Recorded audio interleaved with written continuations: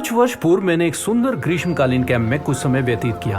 हमें एक गतिविधि करने के लिए मिली जो हमें भरोसे के विषय में सिखाने के लिए तैयार की गई थी। हम पानी के साथ चट्टानी मार्ग के आरंभ पर एक दूसरे को पकड़ लेते थे। हम सभी की आंखों पर पट्टी बांध दी जाती थी, मात्र उस व्यक्ति को छोड़कर जो हमारा मार्गदर्शन करता था। जब हम मार्ग में आगे पीछे और ऊपर नीचे होते हुए चढ़ते थे तो हम धीरे धीरे आगे बढ़ते थे। कई बार ये बहुत ही डरा देने वाला भी लगता था, किंतु जितना हम अपना मार्गदर्शन करने वाले व्यक्ति पर भरोसा करते थे ये उतना ही आसान हो जाता था। हम सब बहुत ही प्रभावित थे कि मात्र अगुवे पर विश्वास करने के द्वारा हम कितनी दूर आ गए थे। जीवन में भी कई बार हम ऐसे ही चल रहे होते हैं। अच्छी खबर यह है कि परमेश्वर की एक योजना है जिसमें वो हमारा मार्गदर्शन करते हैं। मसीही होने का मतलब है यीशु का अनुगमन करना। प्रतिदिन हम लाखों निर्णय लेते हैं और वही निर्णय निर्धारित करते हैं हमारे जीवनों में क्या घटित हो। हमें यीशु को थामे रहना है और उस पर भरोसा करना है, क्योंकि जिसे हम नहीं देख सकते वह देख सकता है और वह जीवन में हमारा मार्गदर्शन कर रहा है। Inside a forest, like I went to my native and like brothers के साथ we have been to hunt. They lost somewhere else and I was somewhere else, and then बच गया क्योंकि we had a common voice like tuck tuck tuck, and then I was like continuously for half an hour I was doing that, and then they met. Once I was in Orissa, I took out my mama's bike and I went out, off-roading without my GPS stopped working. So I came back the next day, because I did not speak their language, so it took a lot of time to come back. That was very difficult encounter. Lost survey तो बहुत बार होता है। जब मैं बाहर जाता हूँ, घूमने निकलता हूँ तो रास्ता भटक जाता हूँ बहुत बार। Maybe just absent minded और आई थिंक अ लॉट। सो नहीं, अभी तक कुछ नहीं हुआ।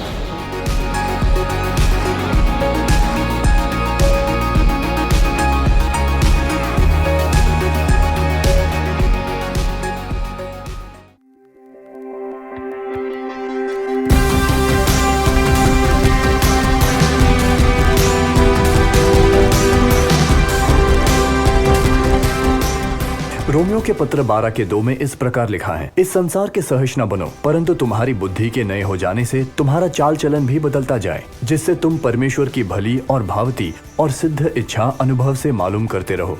बाइबल के एक अनुवादक जेबी फिलिप्स इसे इस तरह से लिखते हैं, अपने आसपास के संसार को अपने ऊपर प्रभाव ना डालने दो। मेरा जॉश नामक एक बहुत अच्छा दोस्त था और मैं और वो विद्यालय के लिए एक साथ आया जाया करते थे। एक दिन स्कूल के मार्ग पर जाते हुए उसने विश्वास के विषय में मुझसे पूछा कि क्या किसी के मसीही होने की वजह से उसे मौज मस्ती करने की अनुमति है। उसने मुझसे ऐसे सवाल करने शुरू कर दिए जैसे कि क्या तुम शराब पीते हो, लड़कियों के साथ घूमते हो, वगैरह वगैरह। मैंने उसे समझाने की कोशिश की, ऐसा नहीं है कि तुम्हारे परमेश्वर से ये या वो करने की अनुमति न लेने से परमेश्वर तुमसे क्रोधित हो जाएगा और वो तुम पर बिजली गिरा देगा। वो तुमसे प्रेम करता है, तुम्हारे जीवन के लिए सोचा है जो तुम्हारे लिए सर्वोत्तम है। यीशु का अनुगमन करने का ये मतलब नहीं कि परमेश्वर ने कहा तुम अपनी मौज मस्ती छोड़ दो। वो तुम्हें जीवन देना चाहता है, भरपूर जीवन। हाँ, आपके जीवन के लिए परमेश्वर की एक भली योजना है जो छिपी नहीं है। इस सत्र में हम आपसे अच्छे जीवन जीने के विषय में बात करना चाहते हैं। मेरी बहन टेरा को चुगली करने की बहुत ही बुरी आदत थी। हर बात पर वो गाली देती थी। वो एक ऐसी लड़की थी जो फोन पर 1 मिनट में हजारों गालियां देती थी और वह हजारों लोगों से कुछ निंदनीय रहस्यों के विषय में बात करेगी जो उसने सुने थे। यीशु को जानने के बाद उसका जीवन बदल गया। पवित्र आत्मा ने उसकी अगुवाई याकूब 3 के 1 वचन पर की और यह बताता है कि हमारी जीभ किस प्रकार से आग उगलती है। इसी से हम प्रभु और पिता की स्तुति करते हैं और इसी से मनुष्यों को जो परमेश्वर के स्वरूप में उत्पन्न हुए हैं श्राप देते हैं। टेरा के बात करने के तरीके में बदलाव आ गया। अब वो किसी के बारे में बुरा बोलना पसंद नहीं करती। उसे अब आप अपना भरोसे लायक मित्र बना सकते हैं और पूरी तरह से विश्वास कर सकते हैं। मुझे 9वीं कक्षा में स्कूल के बाद एक दिन याद है, मैं कुछ लड़कों के साथ घूम रहा था जिनके साथ मैं पहले नहीं घूमता था। उनमें से एक लड़के का नाम ड्रू था और मुझे समझने में ज्यादा टाइम नहीं लगा कि दूसरे लड़के उसे पसंद नहीं करते थे। हम स्कूल के पास एक पार्क में ग्राउंडर नामक एक खेल खेल रहे थे। खेल सरल था, एक व्यक्ति अपनी आंखों को बंद रखेगा और अन्य सभी छिप जाएंगे। अब ड्रू की बारी थी। जब उसने अपनी आंखों को बंद किया, उन सभी ने एक दूसरे को भाग जाने का इशारा किया। ये सही नहीं था। ये ऐसा नहीं था कि वो लोग आसपास ही छिपने जा रहे थे। वो वास्तव में उसे उस पार्क में अकेला छोड़ देने वाले थे। उन्होंने मेरी ओर देखा और मुझे भी वैसा ही करने का इशारा किया, लेकिन मैंने निर्णय ले लिया था कि मैं क्या करूंगा। मैं ड्रू को अच्छी तरह से नहीं जानता था, हम अच्छे दोस्त नहीं थे, लेकिन मुझे पता था कि ये ठीक नहीं है। मैंने वहीं ठहरे रहने का निर्णय लिया। जब अंत में ड्रू ने आंखें खोली, कुछ मिनटों बाद वो सभी भाग गए थे। वहां सिर्फ मैं था। हम एक साथ घर वापस गए और उसके घर पे पिज्जा खाया। आज ड्रू मेरे अच्छे दोस्तों में से एक है। उस दिन परमेश्वर ने मुझसे बात की। कई बार परमेश्वर हमसे अद्भुत तरह से बात करता है। कुछ वर्षों पूर्व मेरे दोस्त डैनियल को एक अद्भुत अनुभव हुआ जब उसे आभास हुआ कि परमेश्वर का पवित्र आत्मा उससे बात कर रहा था। एक रात वो थॉमस नामक एक व्यक्ति को घर छोड़ने तक जा रहा था। उसे अच्छी तरह न जानते हुए भी उसने उसकी सहायता करनी चाहिए। जब वो उसके घर पहुंचे तो थॉमस ने उसे भीतर आने के लिए आमंत्रित किया। डैनियल ने परमेश्वर को यह कहते हुए सुना, उसके साथ भीतर जाओ। परमेश्वर की ओर से यह संदेश बहुत स्पष्ट था और वो अंदर गया। थॉमस ने उसे अपना घर दिखाया और डैनियल ने परमेश्वर को पुनः कहते हुए सुना, उससे कहो कि मैं उसके पीछे दौड़ रहा हूं। इस बात से जूझते हुए कि उसे मुझे कुछ कहना चाहिए कि नहीं, उसने उसे बता दिया और थॉमस रोने लगा जब उसने डैनियल को बताया कि वो तनावग्रस्त था और उसी रात वो आत्महत्या करने वाला था। उसने उसके घर में रखी वो बंदूक भी दिखाई।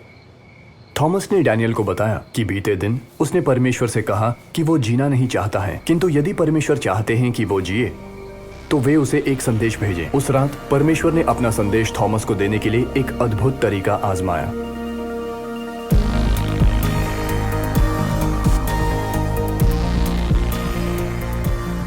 Absolutely, everything, all the holy books combined, everything, each has got some points to contribute. So everything is relevant to that. No, I don't feel it is irrelevant today. Absolutely. But feel like these things can be practiced in this practical world. ठीक है, modernisation मतलब कहीं ना कहीं ऐसा नई चीज़ें आना ज़रूरी भी है। हमें अगर मॉडर्नाइज करना है तो उस चीज़ को माइंड में रख के, उसको बेस रख के वो करना चाहिए। हाँ, आज भी हम उन सब चीज़ों को फॉलो करते हैं जो भगवान ने हमें पहले बताया होता है। इसी वजह से हम अभी भी मंदिर, मस्जिद और चर्च जाते हैं। आई मीन है बट आई डोंट बिलीव। बहुत ज़्यादा मैं कभी भी डिप्रेशन में होती हूँ या मुझे कुछ समझ में नहीं आता है या मुझे कुछ डिसीजन लेना होता है तो ये मेरे लिए बहुत हेल्पफुल है।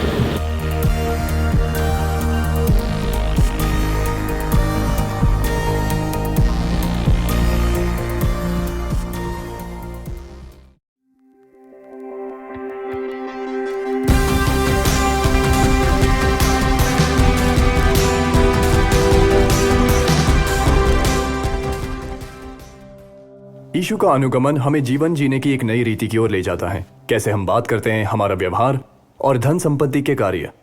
मैं कुछ लड़कों के साथ रहता था, ये बढ़िया था। उसमें क्रिस नामक एक हाई स्कूल का अध्यापक था। 20 साल के आयु में वो मसीही बना और उसने मुझे उसकी कहानी बताई। मैं सिर्फ अपने लिए जीता था। मैं मात्र अधिक से अधिक वस्तुएं एकत्र करने के विषय में ही सोचता था, अथवा मैं कितनी मौज मस्ती कर सकता हूँ। जो कुछ मुझे चाहिए होता था उसके लिए अपना क्रेडिट कार्ड प्रयोग करता था। वास्तव में मसीही बनने के कुछ वर्षों पश्चात ही मेरा दृष्टिकोण बदलना आरंभ हुआ।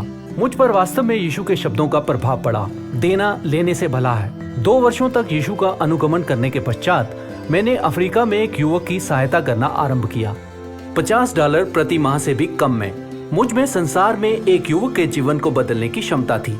मैं सीख चुका था कि अनंत काल के लिए जीना और पृथ्वी के स्थान पर स्वर्ग में धन जमा करना कहीं अधिक उत्तम था। मैं कितना प्राप्त कर सकता हूँ से मेरा दृष्टिकोण मैं कितना दे सकता हूँ की ओर परिवर्तित हो गया। मुझे बोध हुआ कि जब मैं अपना जीवन दूसरों की सहायता के लिए प्रयोग करता हूँ तब मैं और भी अधिक धनी अनुभव करता हूँ। मुझे ज्ञात है कि मैं संसार भर में एक बदलाव ला रहा हूँ।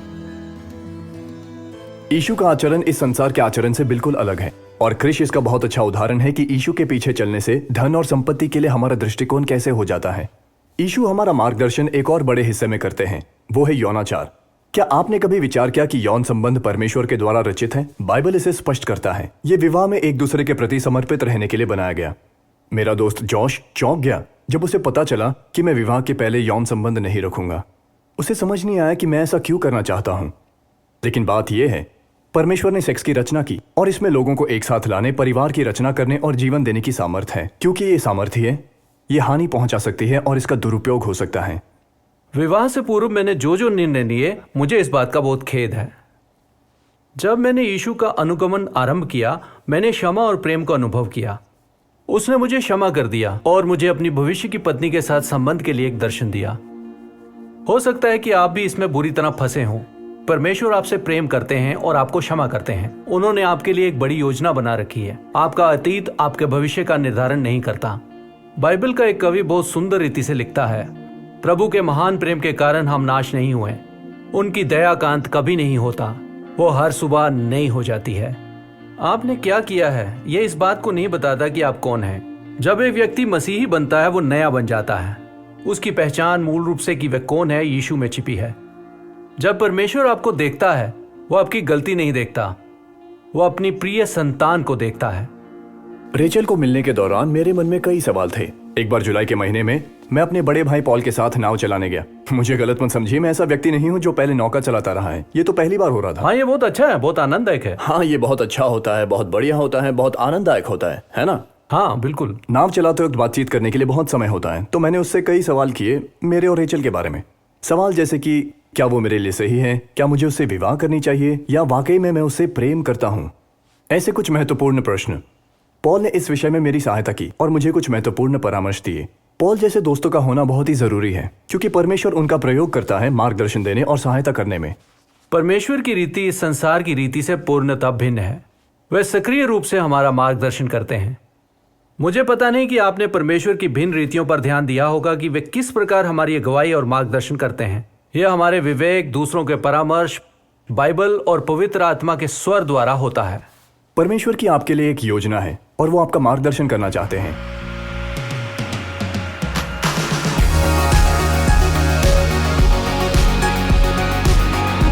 मेरे हिसाब से तो मेरे को ऐसा कुछ लगता नहीं है कोई प्लान है।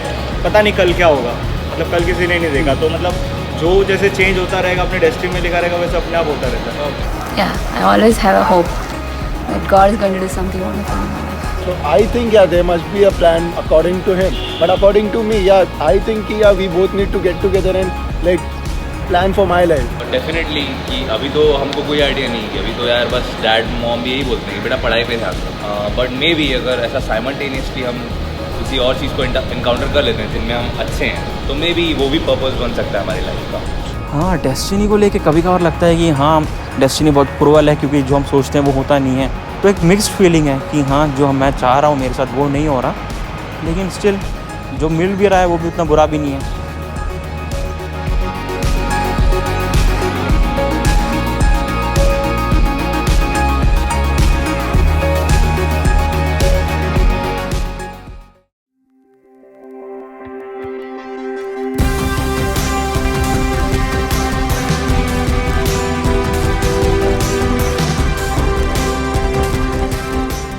एक दिन अच्छा पिता होने की मैं आशा करता हूँ। मैं अपने बच्चों को मनमानी नहीं करने दूंगा। मैं कुछ नियम और सीमाएं निर्धारित करने वाला हूँ। उनको सुरक्षित रखना चाहता हूँ। मैं उन्हें उनके मनपसंद कार्यों में मदद करूंगा। उन्हें वो सब सिखाऊंगा जिनसे वो जीवन में सफलता प्राप्त कर सकें।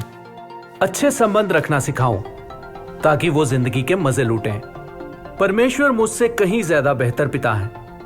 हम उनके सर्वोत्तम मार्गदर्शनों और निर्देशों पर भरोसा कर सकते हैं।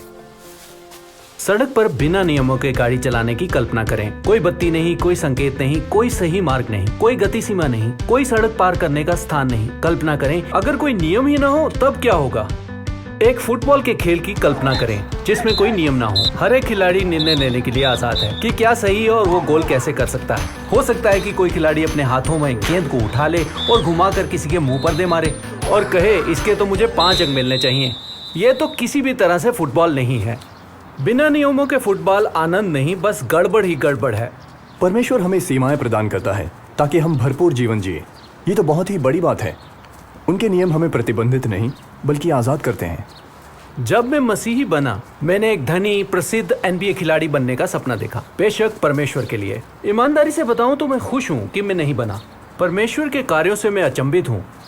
मुझे अपने जीवन के लिए निर्णय नहीं लेना पड़ा, बल्कि हर कदम पर परमेश्वर की योजना मुझे ज्ञात हुई।